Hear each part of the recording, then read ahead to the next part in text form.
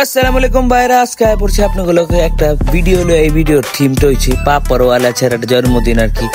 কুচকা চায় যে ছেড়া আর কি সপ্তাহে হলো এক লগে বইয়াছিলাম জন্মদিন সেলিব্রেট করানোর লেখা। পুরা কালে পোলাপান গহনে জুয়ানির জোশ আর কি এই পোয়াছে। তারপরও আমরা একটু সেলিব্রেট করলাম। ছেড়ার দাঁত মাত ভেঙ্গা জায়গা আগে কইতো অরি অহন কয় ওয়ারি, এটাই ডিফারেন্স বাড়ছে আর কিছুই না। থাকগা আস্তে আস্তে ঠিক হয়ে যাবো। দুমু কইস না, দিমু ক শিখ, এগুলি তোরে শিখাইতে চাই আর কি। আর কিছু শিখার ইচ্ছা আপাতত নাইকা।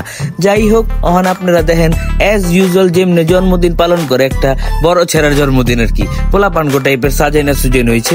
এরপরেই রান্না বান্নার লেগা টুট পাড়া এক লোক এক আদমি। কি বানাইবো চিন্তা করতে করতে কিন্তু আয়া পড়ছে একটা মাথার মধ্যে থিং। ইটালির মাইনছে খালি পিজা খাই বেঁচে থাকে। কেমনে মাইনছে পিজা খাই বেঁচে থাকে? এর লেগে আজকে পোলাও কর্মা বয়কট করতে করতেই আন্দোলন জারি থাকা অবস্থায় প্ল্যান করলো কেটা জানি পিৎজা চলবো আজকে ইটালি আলাগো দেখা।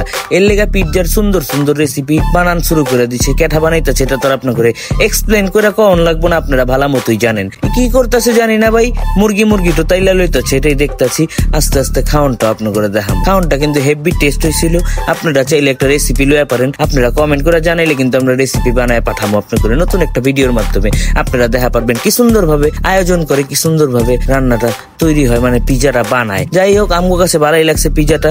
ছেড়ার জন্মদিন উপলক্ষে পিজাটা চাইটা পুইটা খাইছিলাম। কি জানি ফ্লেভার ছিল পিজাটার, মনে করতে মনে হয় পড়ছে হঠাৎ করে মাশরুম দিয়া বানাইছিল আর চিকেন দিয়া করা হয়েছিল। ভাই আপনারা দেখেন আস্তে আস্তে কি বানায়, কি দেয় রে বাবা রে বাবা।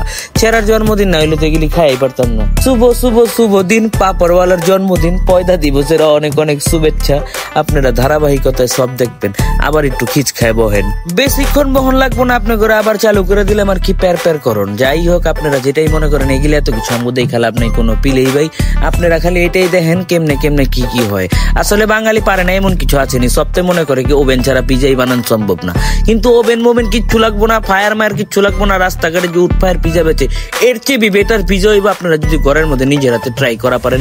সেই রকম পিজা হইব। আমরা কিন্তু হালকার উপরে ঝাপসা সবকিছু দেখায় আপনার করে দিতেছি কোনসম কি দিমু সবকিছু মিলা জিলায় সুন্দরভাবে একটা পিজা বানান আমগো কমপ্লিট। কেমন হয় আপনারা দেখেন কি সুন্দর করে পিজা বানায় আর কেমনে খায় এটি দেখামো আপনার করে। কোনো চিন্তা করেন না, চিজ মিজ দিয়ে হনে বারিশ চলতেছে। চিজ ছাড়া কিন্তু পিজা মজাই হয় না। এই যে দেখেন তাপের লেগা কিন্তু কি সুন্দর একটা পাইলা বহাই দিচ্ছে। পাইলার মধ্যে পানি দিয়া একটা হিট বানানোর চেষ্টা করছে আর কি।